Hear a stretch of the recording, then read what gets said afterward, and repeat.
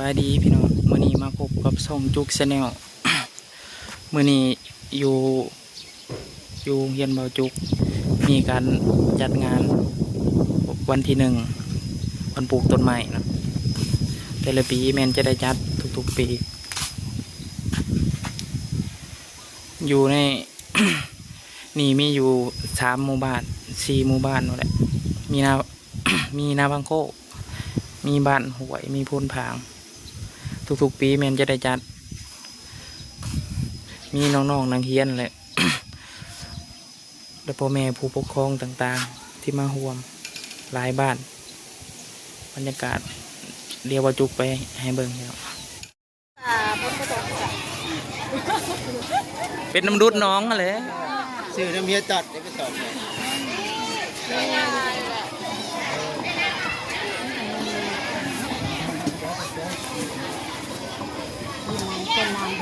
คุณละเอื่อยฮะบนนั่ง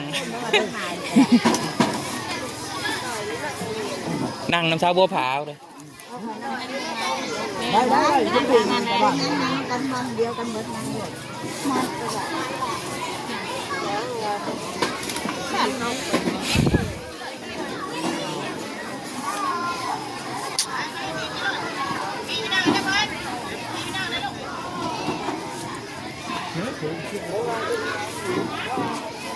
เปิดด้วยปูเข้าดับหรือเปล่าซื้อเมลันมาขายได้หรอท่อไม่ปิ้งแต่เนี่ยปูหลดเอ้ยใหญ่และเห็ด คือใครแน่ได้ป่ะเนี่ยพอดังเฮียนพ่อไม่ปิ้งแบบปีใช่วันนึงเงี้ยวแล้ววันนี้ให้แน่ป่ะเนี่ยใหญ่เลยอยู่ป.5พุ่นเด็กน้อยมาเด็กน้อยเขาพูดดื้อใช่ไหมห้องอนุบาลน่ะ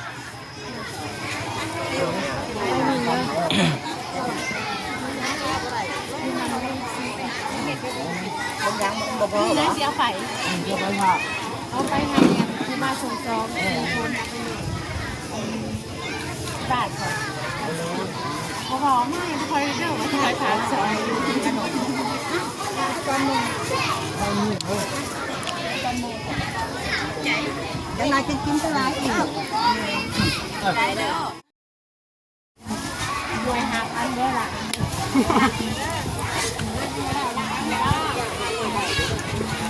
ต้นหอยขายด้วยบุกโผล่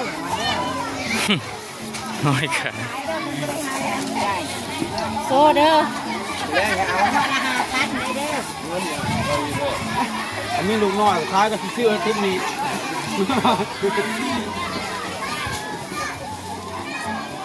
บ้านไหนใช่ครับเรามาปลูกมากเด็กหน่อย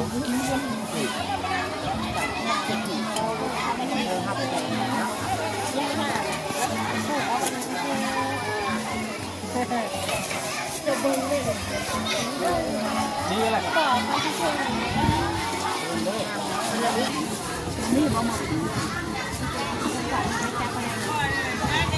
โอ้ยเขาถ่าไปว่าเด่นเก่งมากเลยนี่มาเอากันหน่อยใส่ดูด่าในมือนี้เพื่อให้เป็นอนาคตแก่นไขของประเทศชาติในมือบรรดาพระชาติในทั่วโลกจึงได้เสนอฉลองวันเด็กสากลตามเงื่อนไขและสภาพตัวจริงของประเทศตน2อันเสนอฉลองวันเด็กในสปป.ลาวสปป.ลาวได้เสนอฉลองวันเด็กใน2 วันที่วันเด็กมีจุดมีจ้ำเลยป่ะมิถุนายนและวันเด็กจักรวาลหรือวันเด็กโลกวันที่3 พฤศจิกายนวันศุกร์ที่สัญญาว่าด้วยสิทธิเด็กในแต่ละปีคือประสงค์ในการส่งเสริมการมีส่วนร่วมการพัฒนาและการปกป้องเด็กโดยมีบรรดากิจกรรมต่างๆเพื่อทบทวนความคิดการส่งเสริมและพัฒนาต่างๆของเด็กของทางการเลือกน้องเลยกับเพื่อนขอเชิญ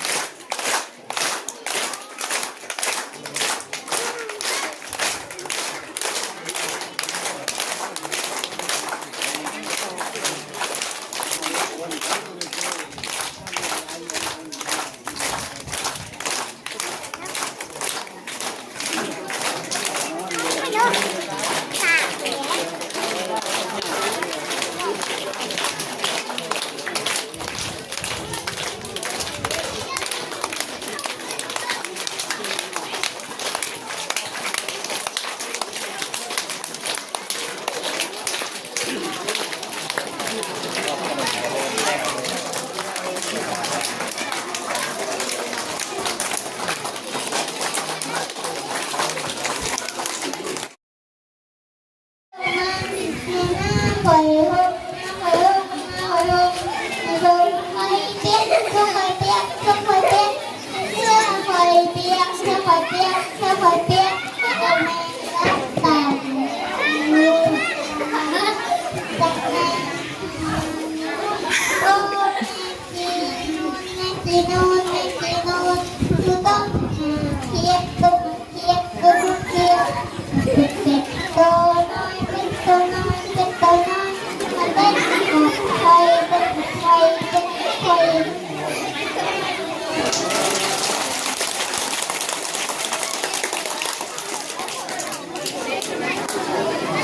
เอาเพื่อเป่าด้วยล่ะเด้อเด้อ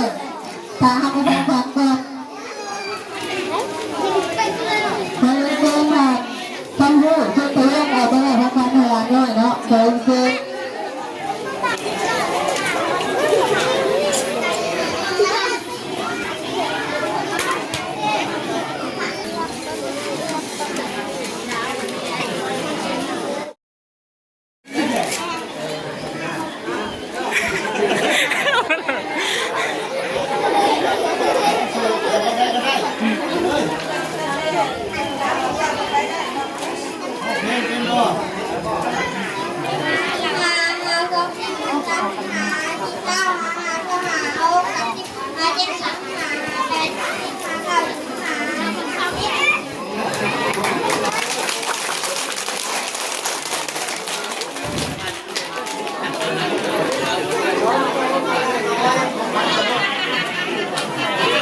ทางองค์การฝันกันเนาะต่อไปขอเชิญทาง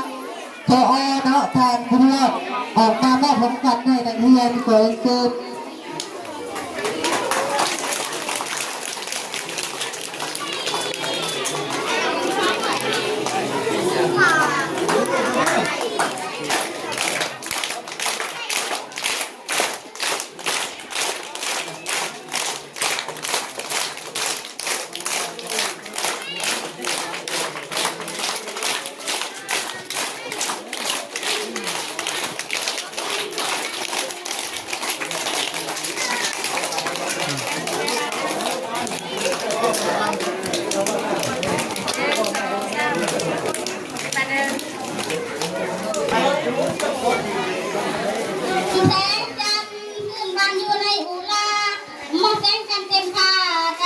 ทั่วทุกบอนชีวิตการได้เหมือนดอกไม้พวงบานทุกมื้อทุกวันทุกสัปดาห์เลยไป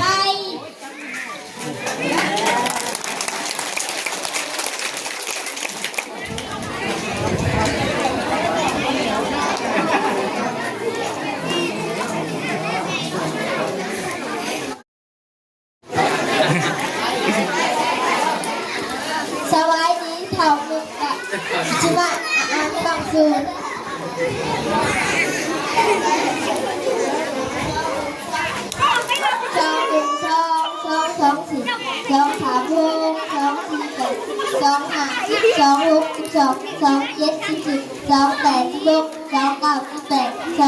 เป็นเช้า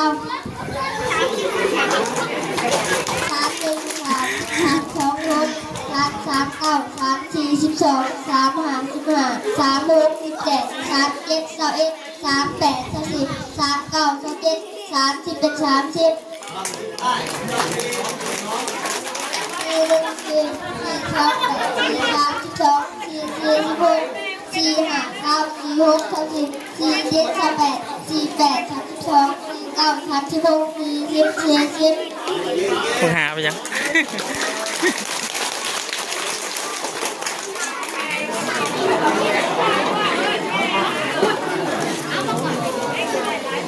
ขอเงินเส้นทานแบ็กกี้เนาะ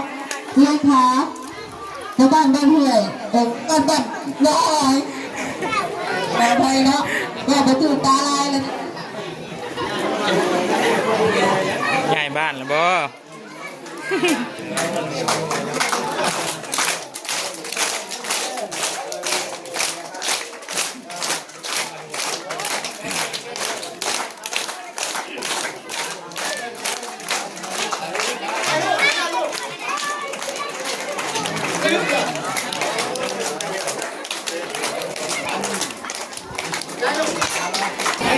ผู้ย่านก็ย่านเนี่ย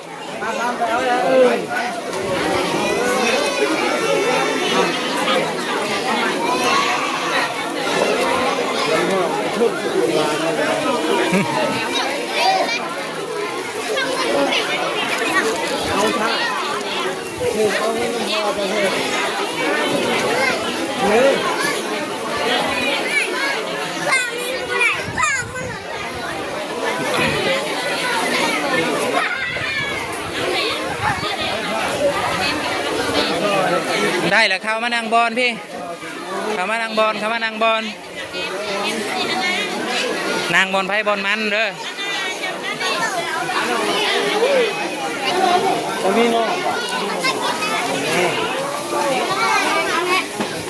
ได้แล้วได้แล้วนูเล็กได้เลยเอาเลย